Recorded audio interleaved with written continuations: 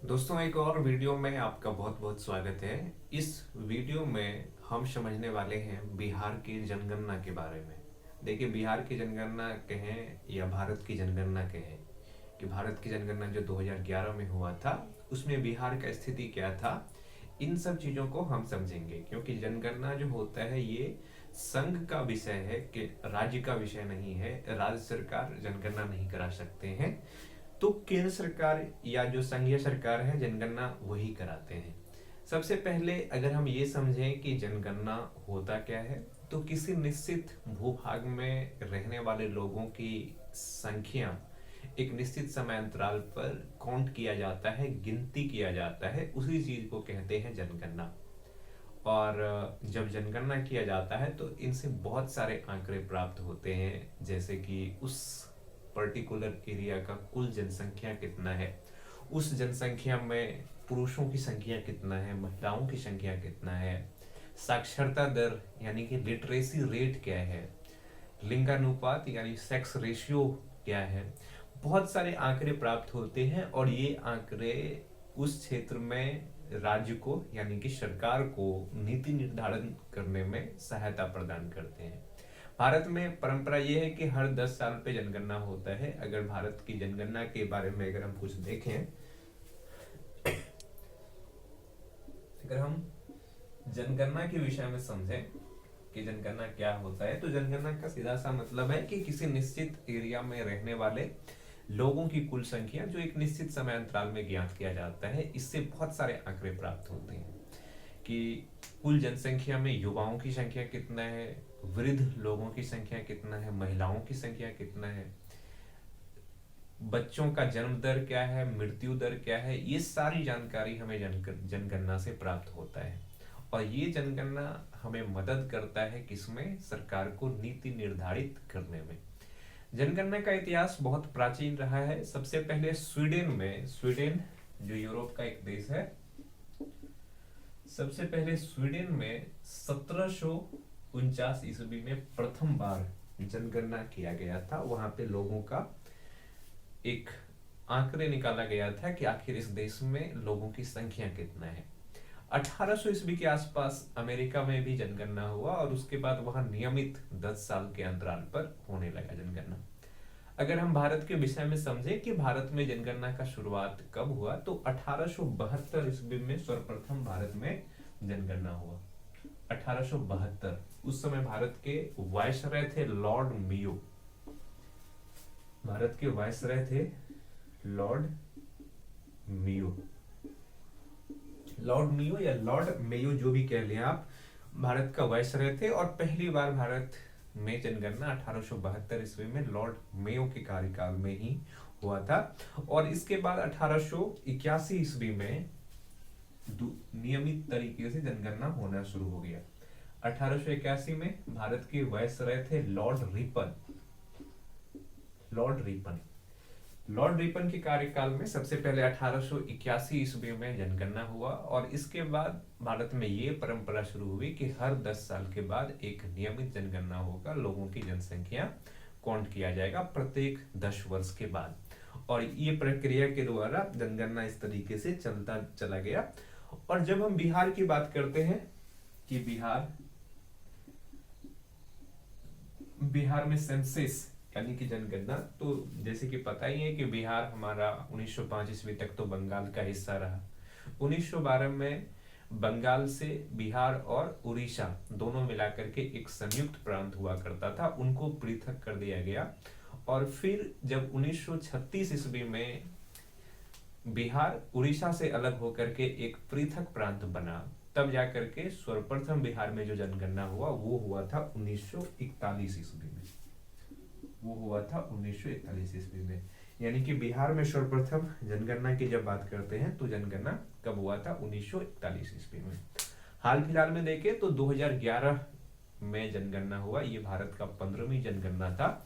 2011 के बाद 2021 में जनगणना होना था, सेंसस होना था, परंतु कोविड-19 महामारी के कारण इस चीज को स्थगित कर दिया गया। और अब संभावना ये है कि 2026 तक हमारा अगला जनगणना होगा।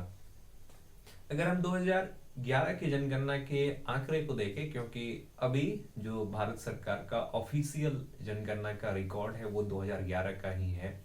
इसमें भारत दुनिया के दूसरे सबसे अधिक आबादी वाला देश है 2011 की जनगणना के अनुसार। पर वर्तमान समय में कई सारे रिपोर्ट ये बताते हैं कि भारत चीन को क्रॉस करके दुनिया का सबसे पॉपुलेशन वाले कंट्री बन चुका है। भारत की जनसंख्या विश्व में नंबर 1 हो चुका है। और संभावना ये भी जताया जा रहा है कि इस शताब्दी तक, यानी कि ये जो अभी शताब्दी चल रहा है 21वीं शताब्दी तक, इसमें भारत दुनिया का नंबर 1 पॉपुलेशन वाले कंट्री बने रहेंगे। 2011 में जो जनगणना हुआ था वो भारत का 15वीं जनगणना था। तो उसमें क्या क्या आंकड़े प्राप्त हुए थे और वो आंकड़े बिहार से किस तरह से जुड़ा हुआ है, हम उस चीज को देखते हैं।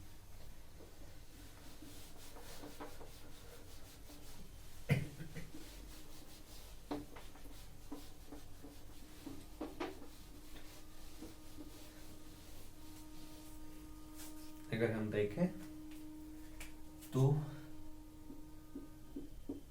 जनगणना 2011 की जनगणना के अनुसार अगर हम कुछ आंकड़े को देखें तो ये भारत का 15वीं जनगणना था। 15वीं जनगणना, यानी कि इससे पहले 14 बार जनगणना हो चुका था और पहली बार का हुआ था 1881 ईस्वी में, और उसके बाद नियमित तरीके से हर 10 वर्ष पर जनगणना होना शुरू हो गया था।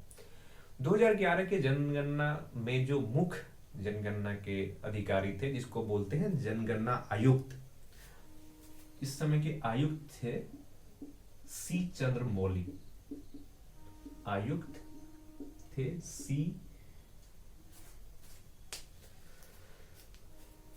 आयुक्त कौन थे? सी चंद्रमौली।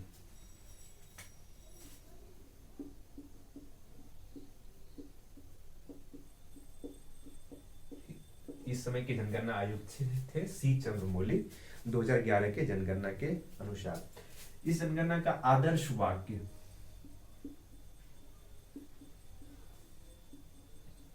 इस जनगणना का जो आदर्श वाक्य था वो क्या था? आदर्श वाक्य था हमारी जनगणना हमारा भविष्य। हमारी जनगणना हमारा भविष्य।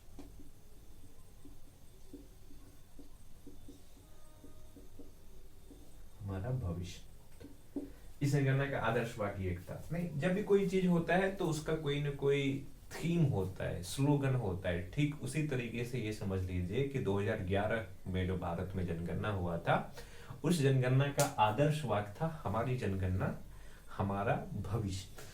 और इस जनगणना के अनुसार कुछ आंकड़े को देखें तो सबसे पहले भारत की जनसंख्या, भारत की जनसंख्या कितना था? 121 करोड़ के आसपास। 121 करोड़ भारत की जनसंख्या 121 करोड़ था। पर वर्तमान में कई सारे रिपोर्ट में, कई सारे सर्वे में ये कहा गया है कि भारत की जनगणना, भारत की जनसंख्या लगभग 150 करोड़ के आसपास हो चुका है, 150 करोड़ को क्रॉस कर चुका है। नहीं तो भारत इस तरीके से दुनिया के सबसे बड़ी आबादी वाला देश बन चुका है और दूसरे स्थान पर है चाइना। इसमें एक चीज और याद रखिए, अगर हम बिहार की बात करें कि बिहार की जनसंख्या कितना था? बिहार की जनसंख्या था 10.4 करोड़। 10.4 करोड़। और बिहार इस तरीके से भारत में जनसंख्या के मामले में तीसरे स्थान पर था। बिहार जनसंख्या के मामले में तीसरे स्थान पे था। तो बात होता है कि प्रथम 2 स्थान पे कौन कौन था? तो प्रथम स्थान पे था यूपी और सेकेंड स्थान पे था महाराष्ट्र। नहीं तो 2011 की जनगणना के अनुसार अगर हम बिहार की बात करें तो बिहार भारत के तीसरा सबसे बड़ी आबादी वाला राज्य बन गया। प्रथम स्थान पे यूपी, जिसके आबादी लगभग 25 करोड़ के ऊपर था उस समय, वर्तमान में तो 30 करोड़ से भी ज्यादा हो चुका है। और बिहार की बात करें तो बिहार की आबादी 10.4 करोड़ था उस समय। अब हम ये समझते हैं कि जैसे जनसंख्या जनगणना में बहुत सारी चीजों को हमें समझना होता है कि पुरुषों की संख्या कितना था, महिलाओं की संख्या कितना था, लिंगानुपात कितना था, लिटरेसी रेट यानी साक्षरता दर कितना था। तो बिहार और भारत दोनों को हम समझ लेंगे ताकि हमें चीजों को याद रखने में आसानी होता है। तो आइए हम इन चीजों को समझते हैं।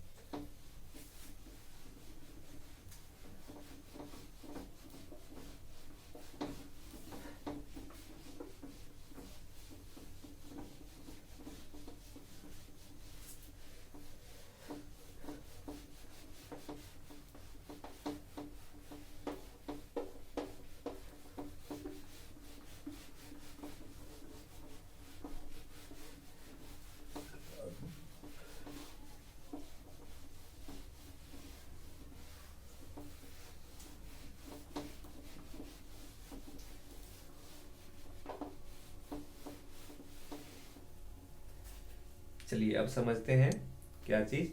एक तरफ हम लिखते हैं सूचक, अगर हम देखें एक तरफ हम लिखेंगे सूचक, एक में लिखेंगे बिहार और दूसरे में लिखेंगे भारत। भारत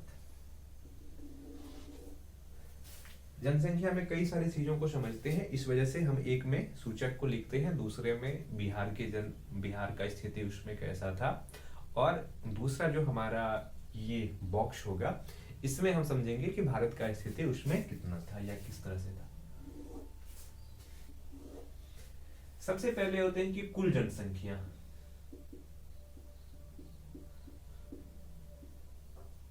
कुल जनसंख्या, जब बात कुल जनसंख्या के होते हैं तो बिहार का कितना था, 10.41 करोड़, यानी कि 10,41,41,00,000 कुल जनसंख्या था बिहार का 2011 की जनगणना के अनुसार। अगर भारत की जनसंख्या को देखें तो 121 करोड़, 121 करोड़। इस जनसंख्या में पुरुषों का जो प्रतिशत है कि पुरुषों का प्रतिशत कितना था, तो इसमें अगर हम देखें तो पुरुषों का प्रतिशत बिहार में 52.14% और भारत में पुरुषों का प्रतिशत था 51.54%। यानी कि कुल जनसंख्या में पुरुषों का जो आबादी था बिहार में 52.14% और भारत में 51.14%, यानी कि पुरुषों की संख्या महिलाओं की संख्या से भारत में भी ज्यादा है और बिहार में भी ज्यादा है 2011 की जनगणना के अनुसार। अब हम महिलाओं की जनसंख्या को अगर देखें,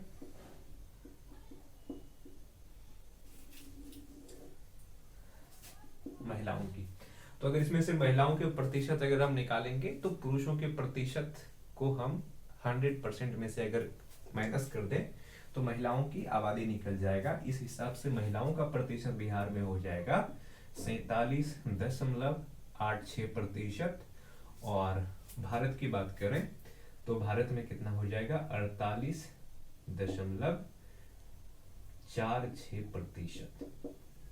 भारत में महिलाओं की संख्या 48.46% और बिहार में 47.86%।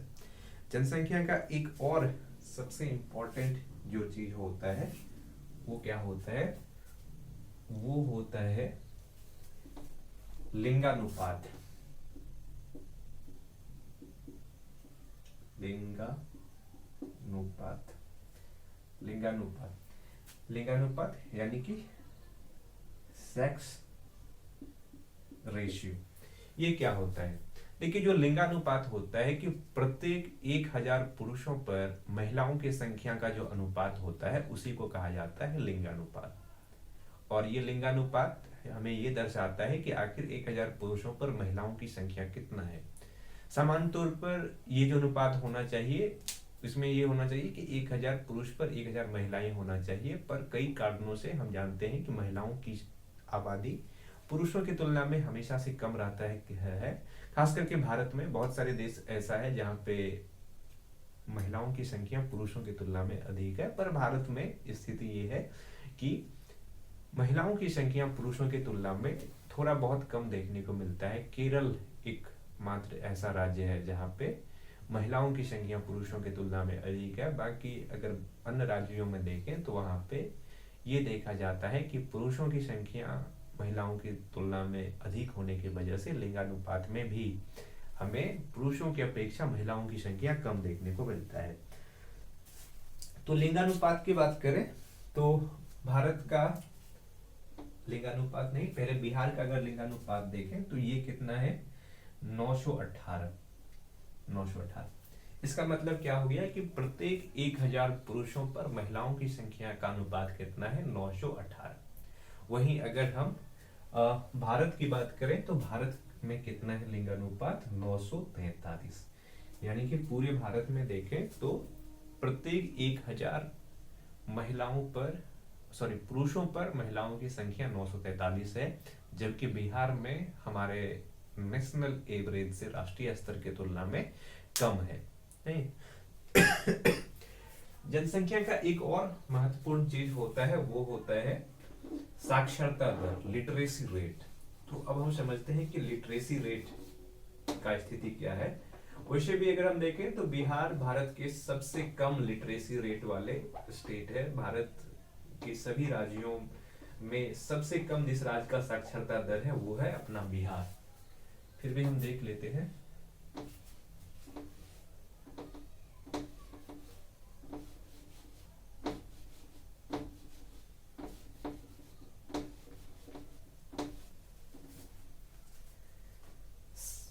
साक्षरता दर,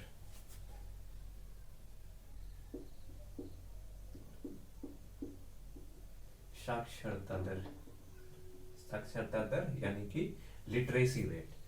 अगर हम साक्षरता दर की बात करें किसका, सबसे पहले बिहार का, तो बिहार का जो कुल साक्षरता दर है वो है 61.8%। 61.8% बिहार का कुल साक्षरता दर है। वहीं पे अगर हम भारत की टोटल साक्षरता दर की बात करें तो 74.4% है।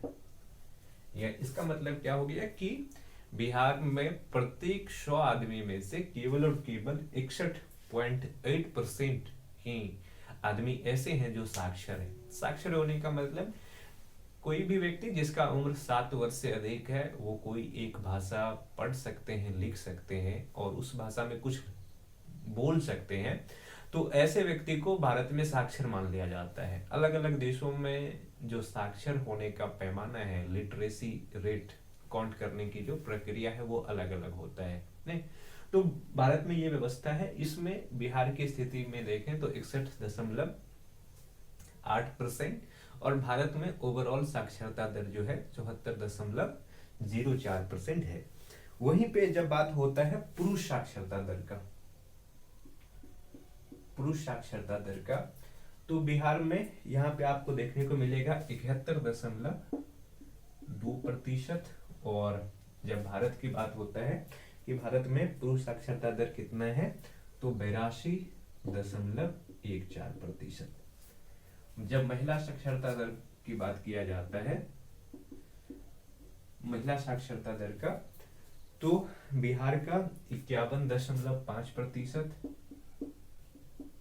और भारत का 65.42%।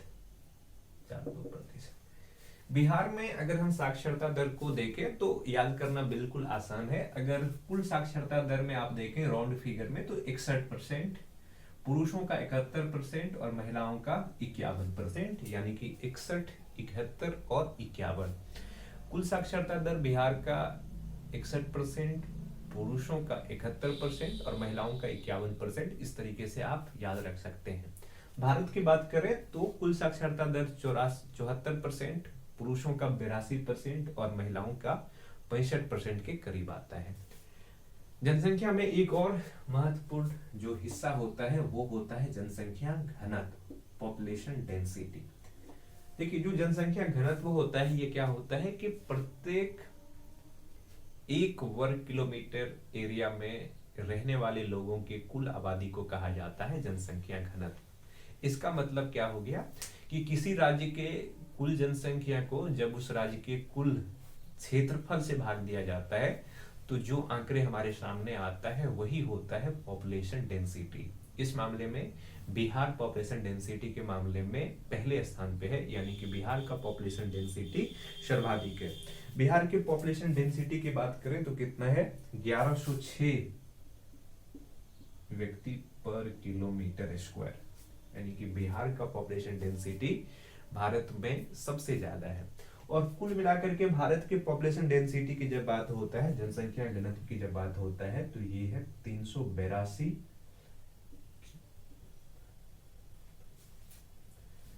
1106, इसको ऐसे लिखिए 1106 व्यक्ति प्रति किलोमीटर स्क्वायर।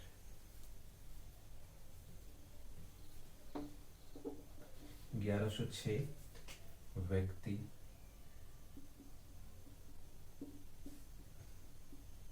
प्रति किलोमीटर स्क्वायर, और भारत की जब बात करते हैं तो 382 व्यक्ति प्रति वर्ग किलोमीटर स्क्वायर। तो ये बात हो गया किसका, बिहार और भारत के जनसंख्या का, जिसमें हमने देखा कि बिहार की कुल जनसंख्या कितना है, इनमें पुरुषों की संख्या कितना है, महिलाओं की संख्या कितना है, और फिर उसके बाद हमने लिटरेसी रेट्स यानी कि साक्षरता दर के विषय में समझा, और फिर हमने जनसंख्या घनत्व को देखा। अब हम बिहार से संबंधित कुछ आंकड़े को देखते हैं, जिनमें कि बिहार में किस जिले की जनसंख्या सबसे ज्यादा है, सबसे कम किस जिले की जनसंख्या है, इन सब चीजों को आइए अब हम समझते हैं।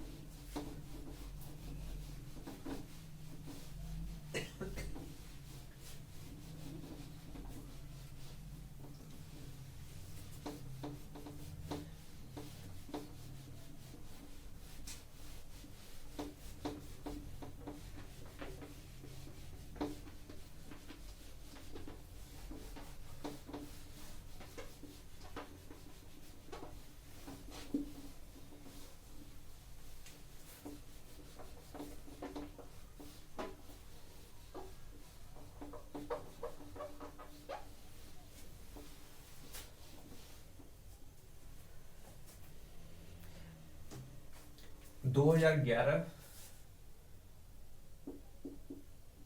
की जनगणना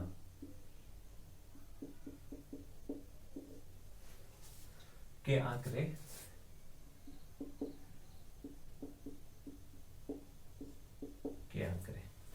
इसमें हम क्या करेंगे कि एक बॉक्स में ये देखेंगे कि विषय को रखेंगे, यानी कि क्या किस विषय में बात किया जा रहा है उस चीज को रखेंगे, और दूसरे में हम देखेंगे कि उसमें कौन सा जिला आता है। नहीं तो आप इस तरीके से लिख सकते हैं, एक में तो विषय हो गया,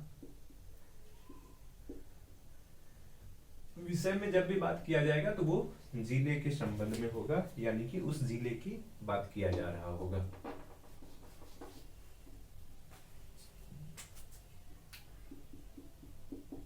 जिला, और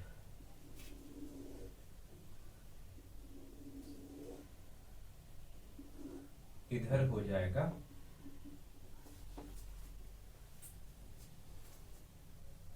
इसमें जिला मत रखिए, जिला इधर लिख लेते हैं, जिला इधर हो जाएगा, जिला नहीं इधर जिला हो जाएगा। विषय में आप एक चीज देख लेते हैं, सर्वाधिक जनसंख्या। विषय में सबसे पहले सर्वाधिक जनसंख्या,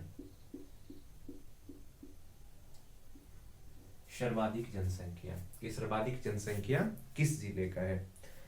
तो अगर हम बात करेंगे सर्वाधिक जनसंख्या का, तो सर्वाधिक जनसंख्या में सबसे पहले पश्चिमी चंपारण, सॉरी माफ कीजिएगा, सर्वाधिक जनसंख्या में एक नंबर में आ जाएगा पटना, उसके बाद मुजफ्फरपुर, और फिर पटना,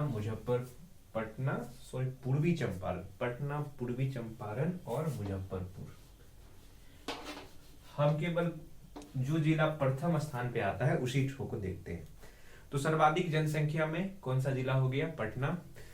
और सबसे कम जनसंख्या, सबसे कम जनसंख्या में देखें तो सबसे कम जनसंख्या किस जिले का है?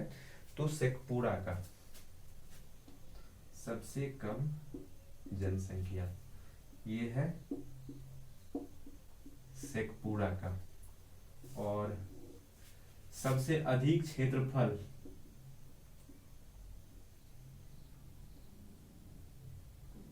सबसे अधिक क्षेत्रफल वाला जिला कौन है? सबसे अधिक क्षेत्रफल वाला जिला है पश्चिमी चंपारण।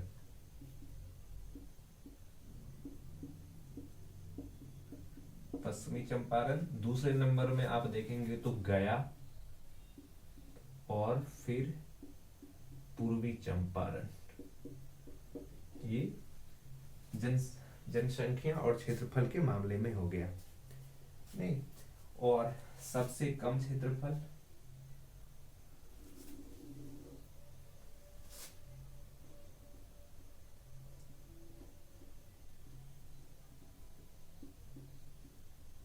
जब बात होती है सबसे कम क्षेत्रफल का कि किस जिले का आबादी सबसे कम है, क्षेत्रफल सबसे कम है, तो सबसे कम क्षेत्रफल में शिवहर, अरवल और शेखपुरा। शिवहर, अरवल और शेखपुरा। ये वो जिले हैं जहां पे मतलब क्षेत्रफल क्या है? सबसे कम है। नहीं तो और एक चीज और हम देखते हैं कि सर्वाधिक, ऊपर से शुरू करते हैं।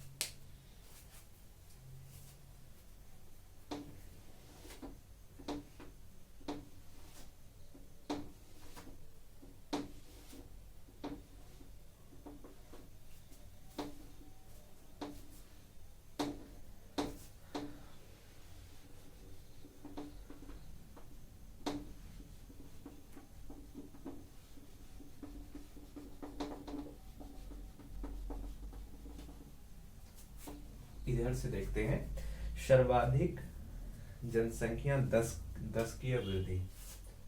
सर्वाधिक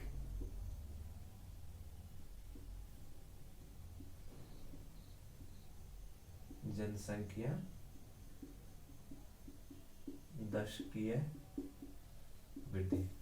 सर्वाधिक जनसंख्या 10 की वृद्धि का क्या मतलब हो गया कि जनसंख्या की जो जनगणना होता है वो 10 वर्ष पे होता है, यानी कि एक दशक पे होता है। तो वो जिला कौन कौन आता है जिसमें कि एक दशक के दौरान जनसंख्या में सबसे ज्यादा वृद्धि हुआ है, उसकी बात यहाँ पे किया जा रहा है। इसमें जो जिला आएंगे सबसे पहले स्थान पे है मधेपुरा। मधेपुरा का जनसंख्या वृद्धि सबसे ज्यादा है। ये कितना है? 31%, यानी कि मधेपुरा का जो जनसंख्या है वो 10 वर्ष के दौरान 31% से बढ़ गया है। नहीं, और इसके बाद सबसे कम जनसंख्या 10 की वृद्धि, सबसे कम जनसंख्या 10 की वृद्धि की अगर बात करें तो इसमें कौन आते हैं? इसमें आते हैं अरवल।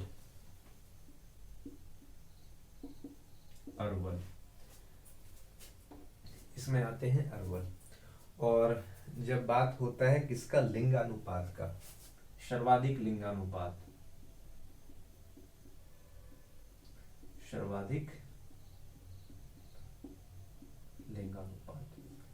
जब सर्वाधिक लिंगानुपात का होता है, लिंगानुपात का मतलब कि प्रत्येक 1000 पुरुष पर महिलाओं की संख्या, तो इस मामले में सबसे ज्यादा जो महिलाओं की लिंगानुपात है ये किसका है? पहले स्थान पे है गोपालगंज। पहले स्थान पर गोपालगंज का जो लिंगानुपात है वो है 1021, यानी कि प्रत्येक 1000 पुरुषों पर महिलाओं की संख्या जो है 1021 है। इसके बाद सीवान आता है। इसके बाद आता है सिवान। तो सर्वाधिक लिंगानुपात में हमने देखा कौन कौन जिला आते हैं। तो प्रथम स्थान पे गोपालगंज, जिसका लिंगानुपात 1021 महिलाएं प्रत्येक 1000 पुरुष पर है, और उसके बाद गोपालगंज। अगर सबसे कम लिंगानुपात में देखें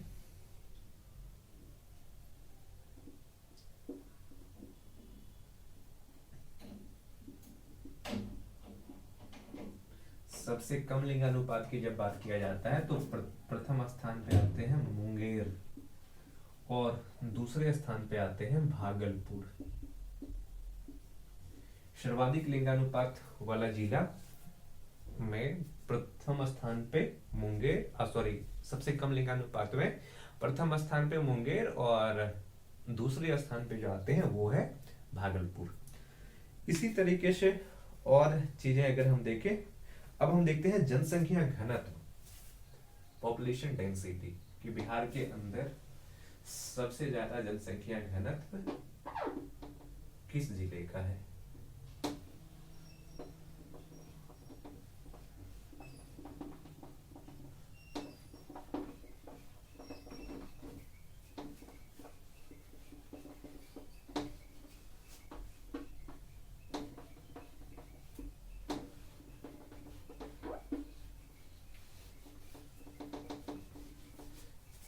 जनसंख्या घनत्व, अब हम देखते हैं जनसंख्या घनत्व। जनसंख्या घनत्व, पॉपुलेशन डेंसिटी। जनसंख्या घनत्व के विषय में हमने पहले ही समझ लिया है कि जनसंख्या घनत्व होते क्या है। इसमें अगर हम बिहार में जनसंख्या घनत्व देखें तो सबसे ज्यादा जो जनसंख्या घनत्व वाले जिला है, प्रथम स्थान पे शिवहर। शिवहर का जनसंख्या घनत्व सबसे ज्यादा है। उसके बाद पटना, और अंतिम स्थान पे है दरभंगा। शिवहर की जनसंख्या घनत्व कितना है? 1880 व्यक्ति पर किलोमीटर स्क्वायर। 1880 व्यक्ति पर किलोमीटर स्क्वायर, यानी कि शिवहर ऐसे जिले हैं जिसका जनसंख्या घनत्व क्या है? सबसे ज्यादा है। नहीं, एक चीज और ध्यान में रखिएगा कि शिवहर ही वो जिला है जिसका क्षेत्रफल सबसे कम है और जनसंख्या घनत्व सबसे ज्यादा है।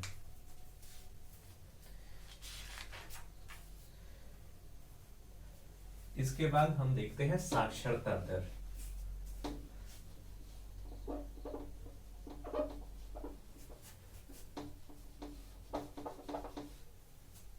साक्षरता दर,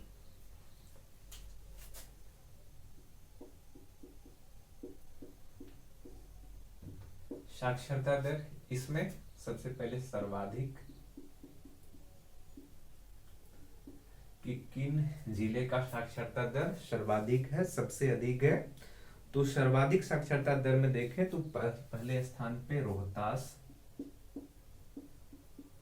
दूसरे स्थान पर पटना, और तीसरे स्थान पर आता है कौन सा? रोहतास, पटना, और तीसरे स्थान पर भोजपुर। और सबसे कम साक्षरता दर में